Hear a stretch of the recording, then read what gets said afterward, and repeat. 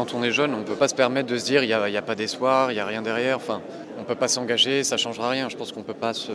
On doit être optimiste, on doit vouloir porter nos idées, on doit vouloir croire en l'avenir et porter ce projet nous-mêmes. C'est ma conviction. Qu'est-ce qui a fait, vous, donc au-delà de votre jeunesse, au-delà de votre envie de changer les choses, qui vous a fait vous décider pour Arnaud Montebourg? Arnaud Montebourg, c'est la candidature alternative à gauche, la véritable pour moi, à mon sens, la véritable gauche, la gauche que de nombreuses personnes attendaient en 2012 qu'on n'a pas eu.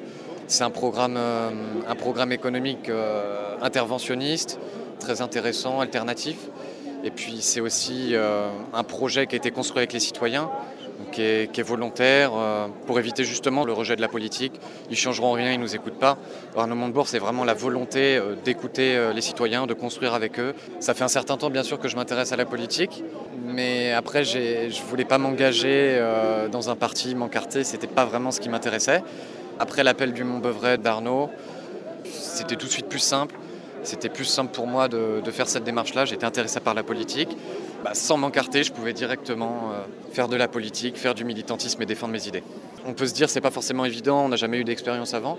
Au final, ça se fait très bien. Il y a beaucoup de personnes qui sont avec les jeunes avec Arnaud ou le projet France, qui sont dans la même situation que moi, qui se sont jamais engagés avant pour tel ou tel parti ou même telle ou telle personnalité.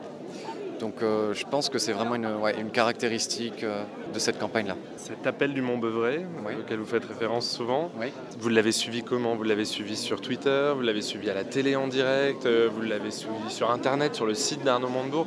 Quel a été votre moyen de vous informer de ce discours-là? Est-ce que vous l'avez suivi en temps réel? Les réseaux sociaux, non, j'ai pas pu le suivre malheureusement en temps réel, mais les réseaux sociaux, très rapidement, j'étais au courant de l'événement.